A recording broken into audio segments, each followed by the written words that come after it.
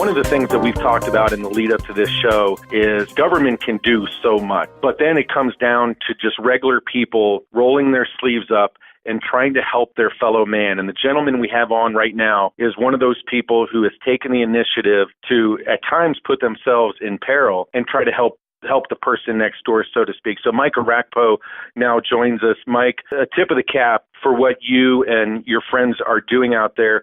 And let's start there. How did you guys decide that you were going to, again, put your own safety into question and go out there and try to help people? Man, we are all Houston natives.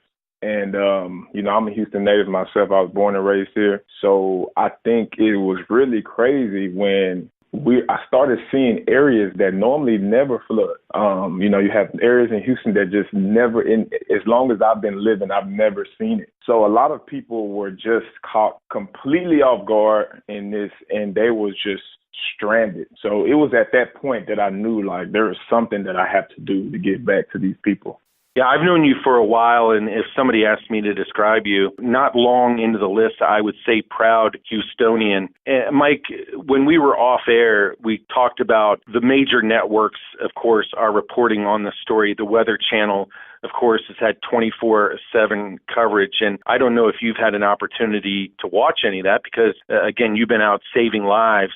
But just talk about the scope of what's going on. Yeah, I think it's the entire area. Like every major area in Houston have been hit. I mean, you have Houston, you have Katy, you have Richmond, you have League City, Friendswood, Cypress, Woodlands. Like every North Houston, South Houston, like every part of Houston have been hit. There's guys I've talked to that's trying to get to the south side, and they was over the north side helping people, and they can't even get back. So they're stuck over there, and so I mean, this is probably the first time I've seen where every single, it's Sugar Land, Missouri City, every area has been impacted, every area has been hit. So it's been pretty crazy out here.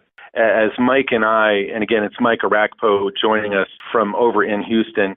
It's a little bit after 11 a.m. on Tuesday morning as Mike and I have this conversation. What is the weather situation right now? The weather's not bad. It's a little windy. I'm in Sugar Land right now. I came over here to my mother's crib.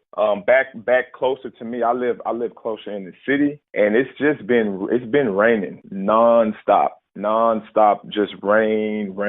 So it's just like the places that are already flooded, it's just getting higher and higher. So, everybody's pretty much just hoping for the rain to just stop.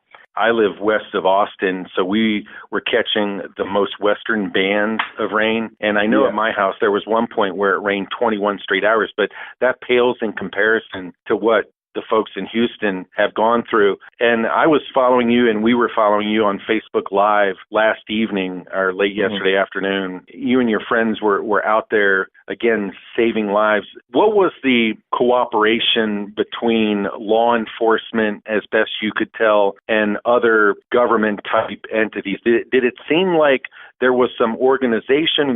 So just to talk about yesterday alone, we didn't have much problem. I think the fact that we had a boat probably helped, but I'm be completely honest. I didn't even have time to survey the scene of the Coast Guard and the police and people like we were really just going to addresses and helping people, and we was able to get in there. So we didn't have any problem with police and people like that getting in. Now I know people that's trying to come from the north to south side, and some freeways can be blocked off. I have heard about that, but us alone, we didn't have problems getting into those areas. So our focus was just getting these families out, and getting them rescued.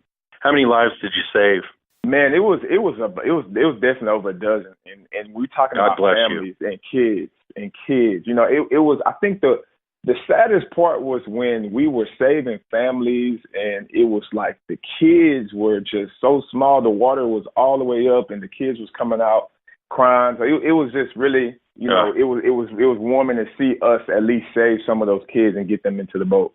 I know you're headed back out here in a moment. What are your plans for today? Because as you just mentioned, it appears as though the storm is moving east, which of course is bad news for the people in Beaumont, Lake Charles, and elsewhere. And our hearts go out to them. But what are your plans for the rest of today, you and your friends?